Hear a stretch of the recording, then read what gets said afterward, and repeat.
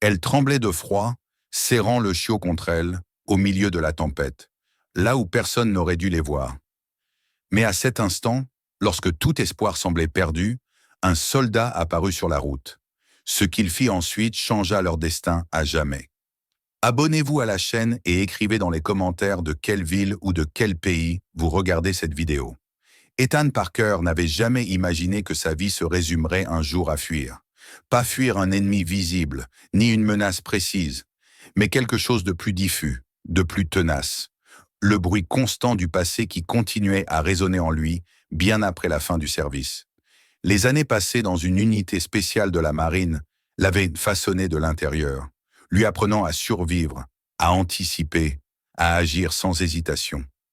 Mais elle lui avait aussi pris ce qu'il ne savait pas encore nommer, la capacité de rester immobile sans ressentir une tension sourde, l'aptitude à croire que le monde pouvait être simplement ordinaire. Son départ de l'armée n'avait rien eu d'héroïque. Il n'y avait pas eu de cérémonie solennelle, ni de discours sur le courage et l'honneur. Il y avait eu une accumulation silencieuse.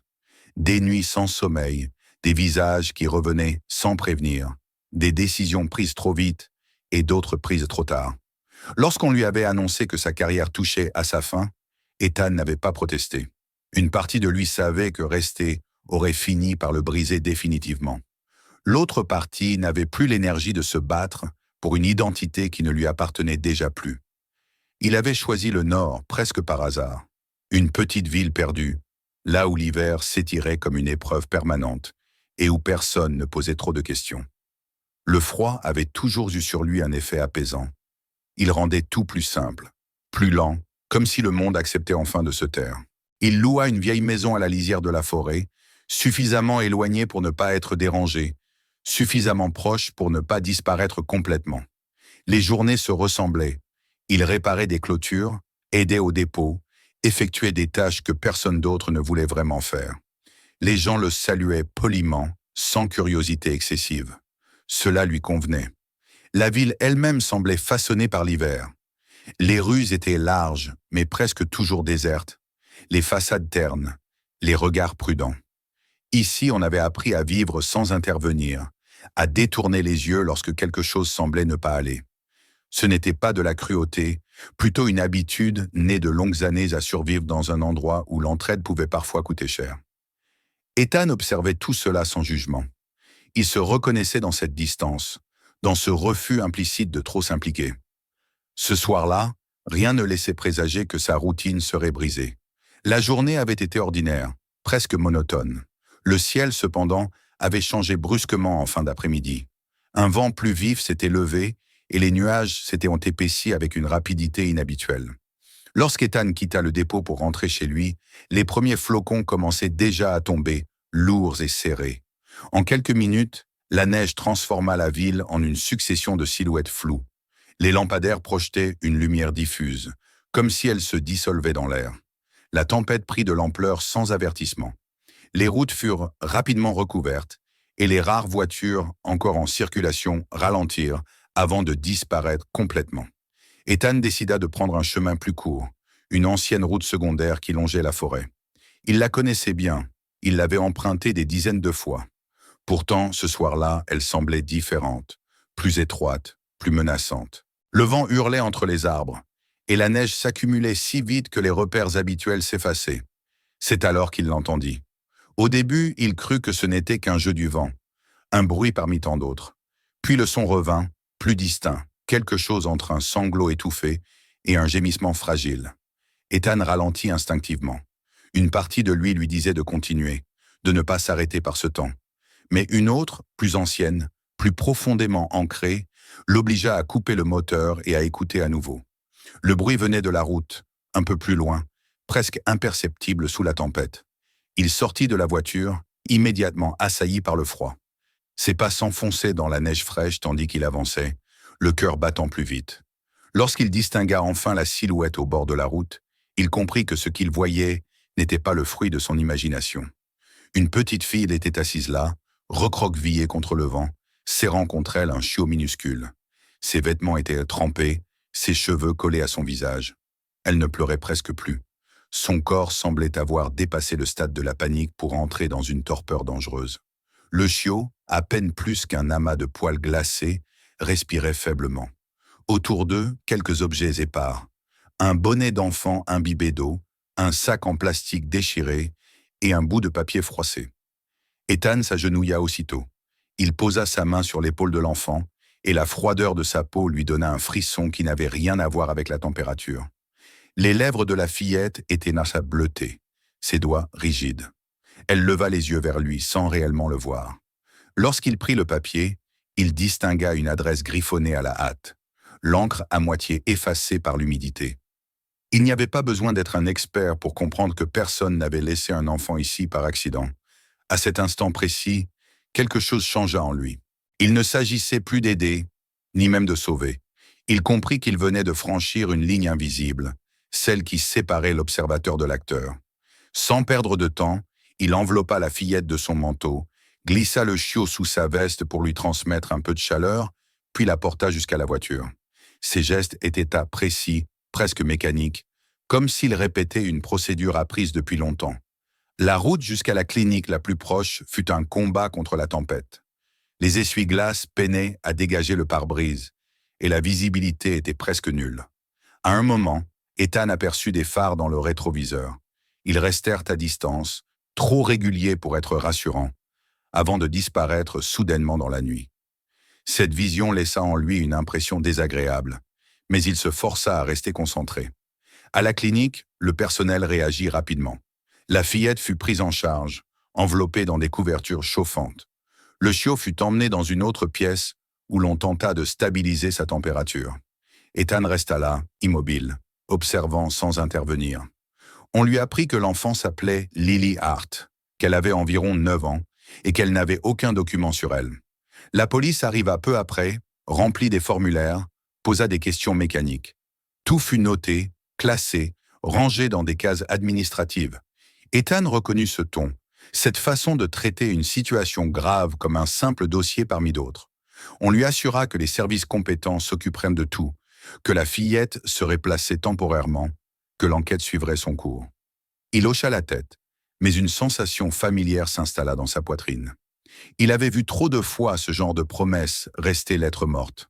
Lorsqu'il quitta enfin la clinique, la tempête continuait de faire rage. La nuit semblait plus dense, plus lourde. Ethan comprit alors que l'hiver ne venait pas seulement de s'abattre sur la ville. Il venait d'entrer dans sa propre vie sous une forme nouvelle, et il savait, sans encore pouvoir l'expliquer, que ce qu'il avait trouvé au bord de cette route ne le laisserait plus jamais redevenir un simple homme de passage.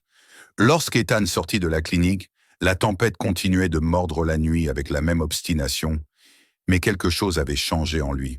Ce n'était pas une prise de conscience brutale, plutôt une certitude lente et lourde qui s'installait, semblable à ces douleurs anciennes qui ne disparaissent jamais vraiment. Il savait déjà que l'histoire de la fillette ne s'arrêterait pas à un rapport de police ni à un dossier social. Trop d'éléments ne collaient à pas, trop de silence entourait cette découverte. Les jours qui suivirent, Ethan reprit en apparence sa vie ordinaire.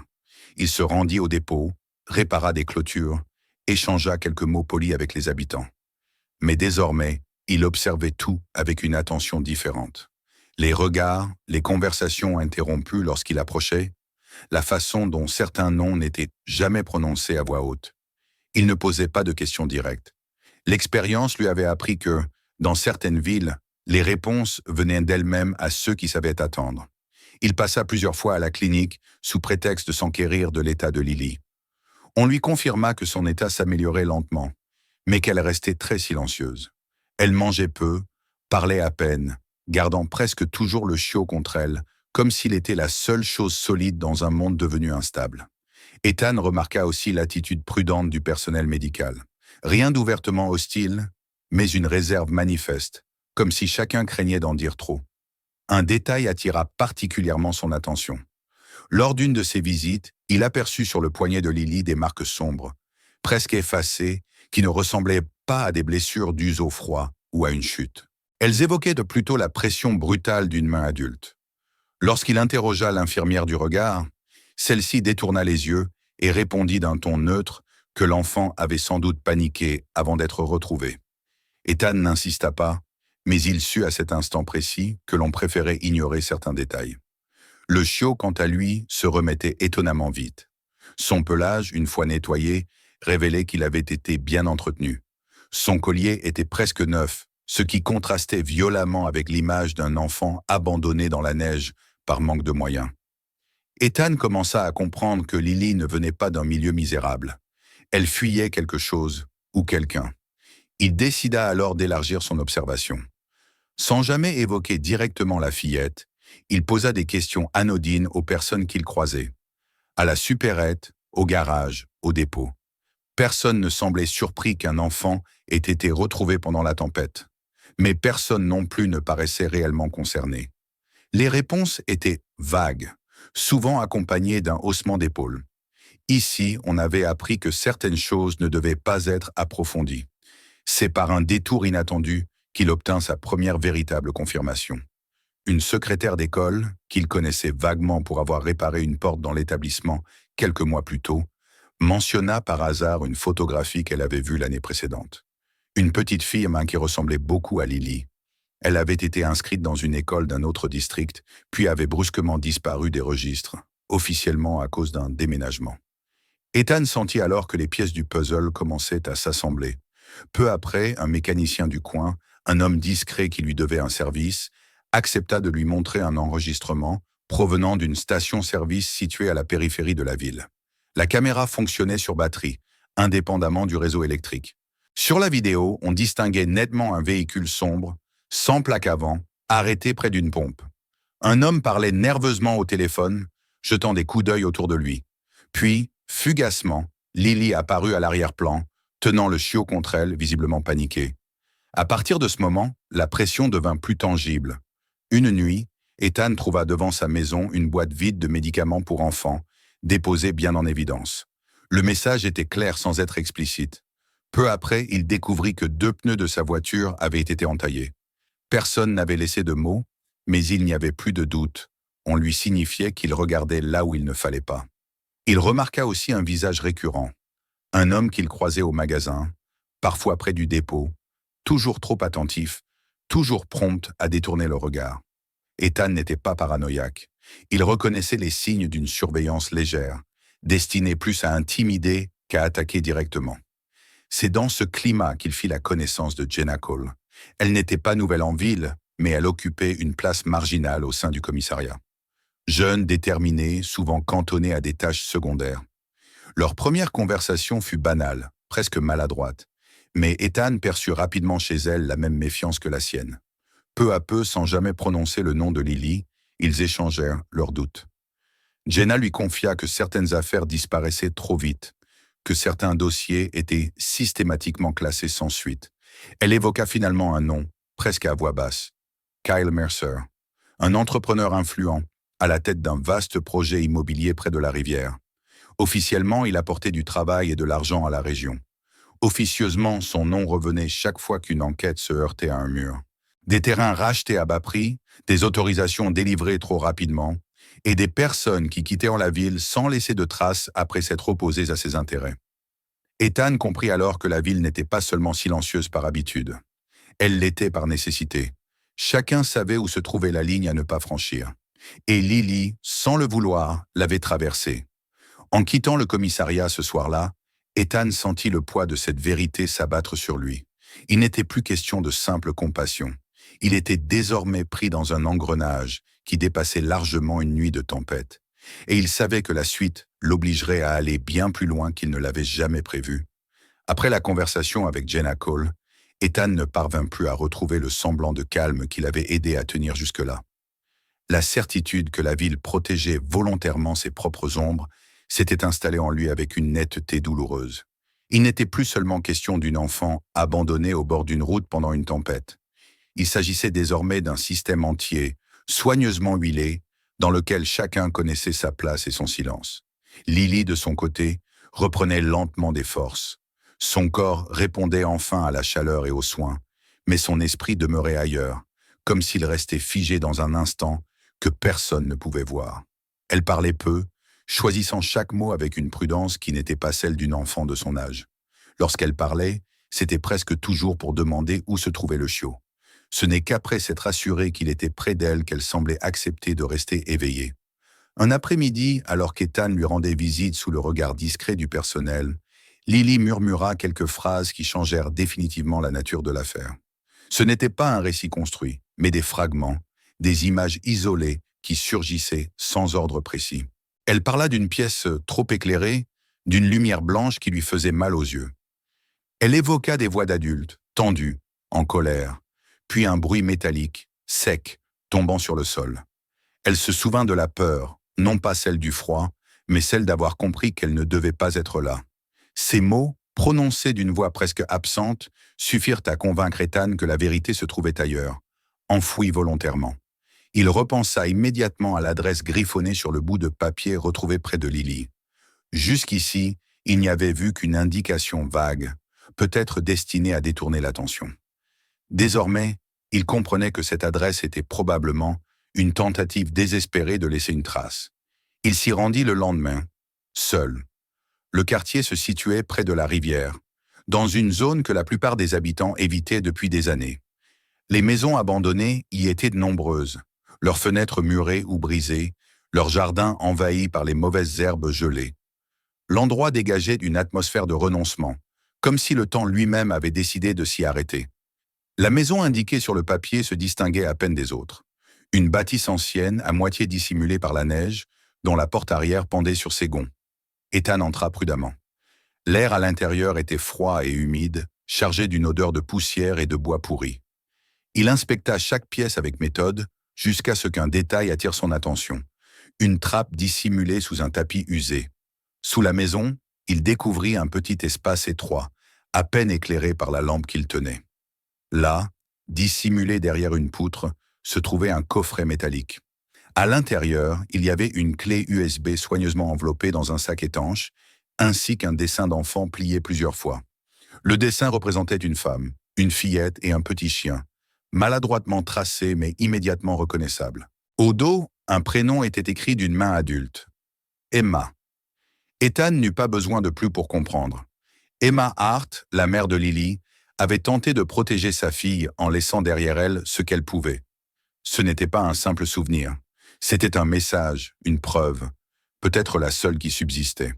Il confia la clé USB à un spécialiste en informatique qu'il connaissait dans une ville voisine.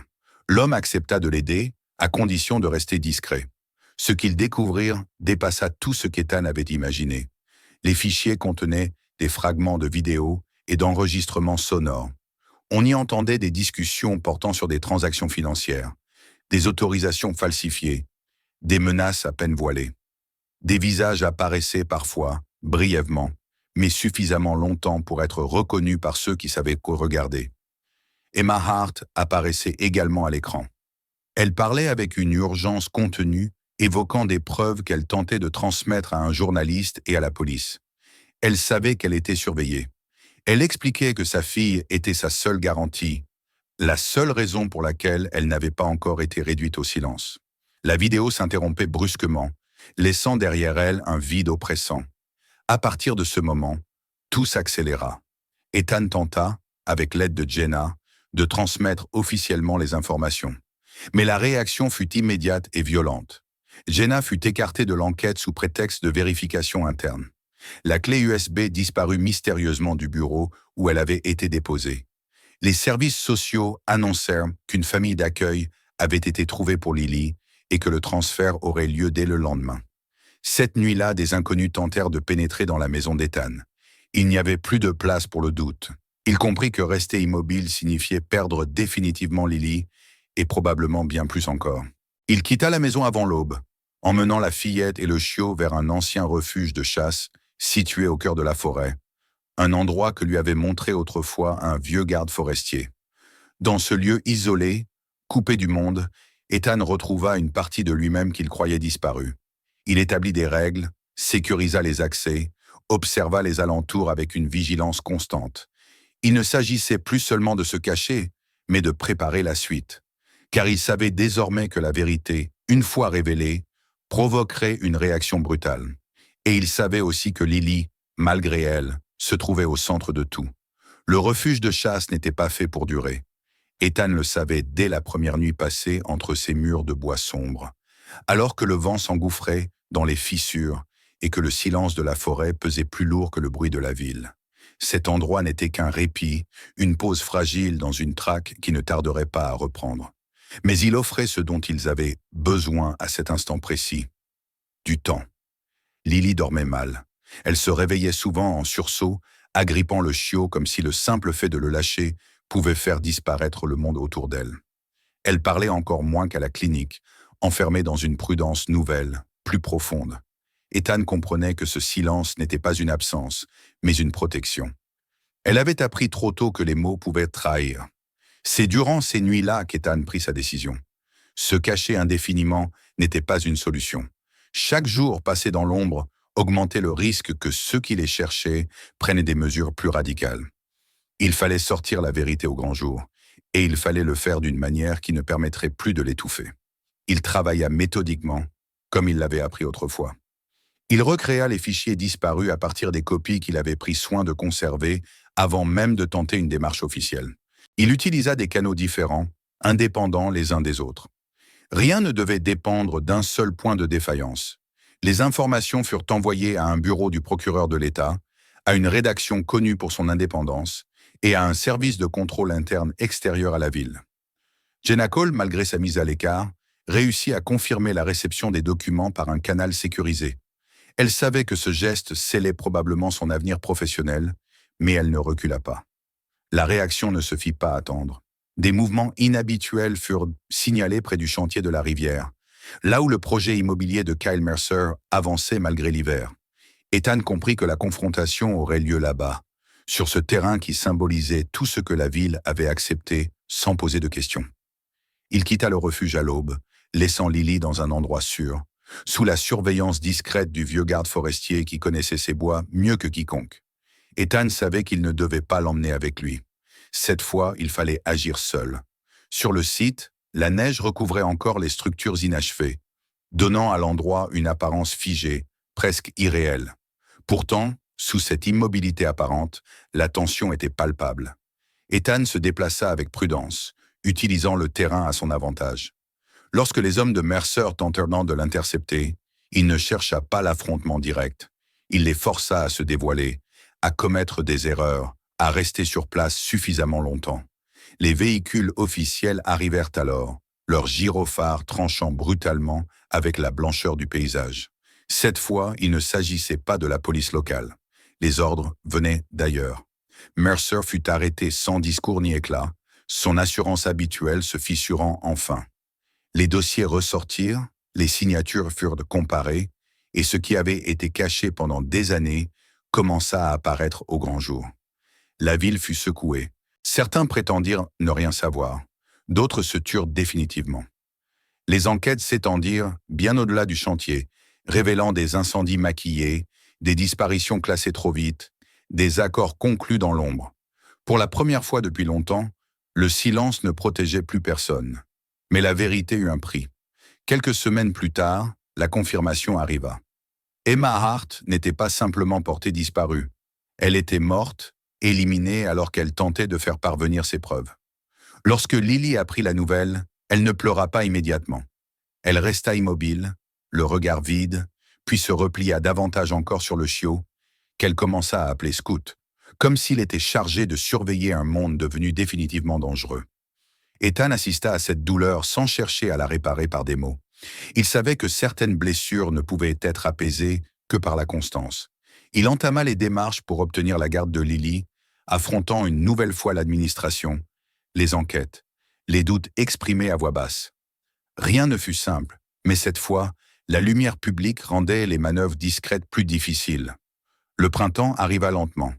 La neige se retira de la rivière, révélant une terre sombre et humide. Dans une petite salle de tribunal, la décision fut prononcée avec la neutralité habituelle des institutions. Pour le système, ce n'était qu'un dossier clos. Pour Lily, c'était le début d'autre chose. Elle serra la main d'Ethan avec une force qui trahissait encore sa peur de perdre ce qu'elle venait à peine de retrouver. Plus tard, ils se rendirent dans la forêt, à l'endroit où Ethan avait discrètement installé une plaque simple, portant le nom d'Emma. Lily y déposa le dessin retrouvé dans le coffret, enrichi d'une nouvelle figure, maladroite mais présente. Ethan resta silencieux à ses côtés, comprenant que sa présence suffisait. Les mois passèrent. Lily retourna à l'école, lentement, prudemment. Scoot grandit, devenant un compagnon vigilant et sérieux. Ethan continuait parfois de se réveiller la nuit, mais il n'était plus seul avec ses souvenirs. La maison qu'ils partagèrent désormais n'était pas parfaite, ni définitivement à l'abri du monde. Mais elle était réelle. L'hiver avait laissé des traces, mais il n'avait pas tout détruit.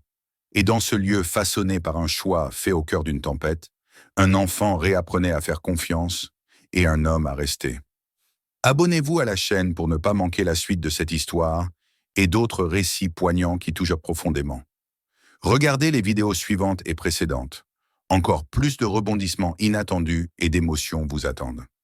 Si cette histoire vous a touché, n'hésitez pas à partager cette vidéo avec ceux à qui elle pourrait importer.